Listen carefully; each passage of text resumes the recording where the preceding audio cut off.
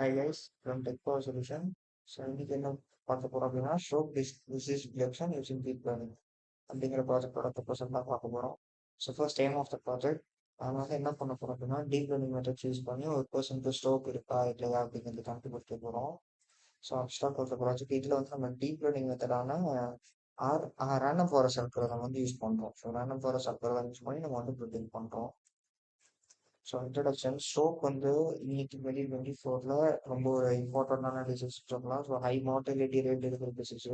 So இது என்ன ஆகும்னா பிரெயினுக்கு போகிற பிளட் சப்ளை வந்து இன்டரப்ட் ஆயிடுச்சு அப்படின்னா பிரெயின் வந்து ஃபங்க்ஷன் ஆகாது. ஸோ ஃபங்க்ஷன் ஆகும்போது நமக்கு வந்து மற்ற ஆக்சிஜன் நியூட்ரியன்ஸ் மற்ற செல்ஸ் அதாவது மற்ற இதுக்கு தேவையான எல்லாமே வந்து ஸ்டாப் ஆகும். ஸோ இது வந்து நம்ம முன்னாடியே ப்ரிடிக்ட் பண்ணிடணும் அப்படின்னா நமக்கு அதுக்கான டயக்னோசிஸ் பண்ணி நம்ம வந்து தப்பிச்சிடலாம். ஸோ அந்த மாதிரி ரேட்டு குறையும். ஸோ இதுதான் இந்த ப்ராஜெக்டோட இன்ட்ரடக்ஷன். இதை வந்து நம்ம ரேண்டம் ப்ராசஸ்க்கு தான் யூஸ் பண்ணுறோம்.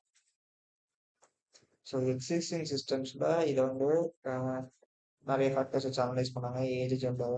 ஸோ அதுக்கெல்லாம் அக்யூரேசி அவ்வளோவா இல்லை. ஸோ அதுக்கு மொட்டை ரேட்டு குறையாம அப்படியே தான் இருந்தது. ஸோ அதான் disadvantages. So hyper parameter training challenges. So அந்த மாதிரி டீப் லேர்னிங் மெத்தட் யூஸ் பண்ணும்போது டேட்டா செட் ப்ராப்பராக இல்லாதனால அவங்களுக்கு வந்து அக்யூரேசி கொடுக்க முடியல. பட் இப்போ நாம ப்ரொப்போஸ் பண்ணியிருக்க ப்ரோக்ராமில் ரேண்டம் ஃபாரஸ்ட் அல்காரிதம் யூஸ் பண்ணி ஸ்ட்ரோக் டிசீஸோட ரிஸ்க் ப்ரெடிக்ஷனை வந்து நம்ம குறைச்சிருக்கோம். இதில் வந்து நம்ம டேட்டா செட்டாக மெடிக்கல் டேட்டா, பேஷண்ட்டோட டெமோக்ராஃபிஸ் டேகிலேருந்து எடுக்கிறோம். ஸோ மற்ற ஃபேக்டர்ஸ் எல்லாமே கூட இதை வந்து ப்ரெசென்ட் பண்ணோம். ஸோ அட்வான்டேஜஸ்ன்னு பார்த்தீங்கன்னா ஸோ அக்யூரேசி அட்வான்டேஜஸாக இருக்கும். ஸோ அந்த 93 to 99% வரைக்கும் நம்மளால் அக்யூரேசி கொண்டு வரலாம்.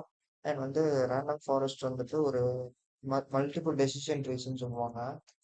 ஸோ இதுதான் ஆர்கிடெக்சர். ஃபர்ஸ்ட் டேட்டா கலெக்ட் பண்ணுறோம். ஸோ லோடிங் டேட்டா செட்டு, அடுத்த டேட்டா ப்ரீ ப்ராசஸ் பண்ணுறோம், அடுத்த ஸ்பிளிட்டிங், அப்புறம் வந்து ட்ரெயின் பண்ணுறோம். ஸோ இது எல்லாத்தையும் ஒரு மாடலாக இம்ப்ளிமெண்ட் பண்ணுறோம். அதில் வந்து ரேண்டம் ஃபாரஸ்ட் அல்காரிதமாக லோட் பண்ணுறோம். ஃபைனலாக டிடெக்ட் பண்ணுறோம் ஸ்ட்ரோக் இருக்கா இல்லையா அப்படின்றது. So next model description. So data collection, data pre-processing, model implementation, loading the trained model, detection. So first data collection நம்ம வந்துட்டு ஒரு ஆளோட blood pressure, cholesterol level, so age, gender, so அவங்களோட லைஃப் ஸ்டைல் ஃபேக்டர்ஸ் எல்லாத்தையுமே வந்து data செட்டாக நம்ம எடுக்கிறோம். ஸோ அடுத்து வந்து டேட்டா ப்ரீ ப்ராசஸ் பண்ணுறோம். ஸோ அந்த டேட்டா செட்டை ப்ராப்பராக வந்து கிளீனிங்கு, அப்புறம் வந்து மாடல் ட்ரெயின் பண்ணுறதுக்காக ஏதாச்சும் நல் வேல்யூஸ் இருக்குன்னா அந்த இடத்துல வந்து ஃபில் பண்ணுறோம். அடுத்து வந்து மாடல் இம்ப்ளிமெண்ட் பண்ணுறோம். இந்த ரேண்டம் ஃபாரஸ்ட் அல்காரிதம் வந்து மல்டிபிள் டெசிஷன் ட்ரீஸ்ன்னு சொல்லுவாங்க. மல்டிபிள் டெசிஷன் ட்ரீ, இந்த டெசிஷன் ட்ரீ என்ன பண்ணும் அப்படின்னா ஒரு ட்ரீ இருக்கு அப்படின்னா அதில் மல்டிபிள் ஃப்ரூட்ஸ் இருக்கும். ஸோ அந்த மல்டிபிள் ஃப்ரூட்ஸில் ஏதாச்சும் ஒரு ஃப்ரூட் வந்துட்டு காமனாக இருக்கும் இல்லையா? ஸோ அந்த ஃப்ரூட் வந்து பிடிக்கணும். இப்போ மல்டிபிள் டெசிஷன் ட்ரீன்னு வரும்போது இது வந்து இன்னும் அக்யூரேட்டாக கொடுக்கும் நமக்கு.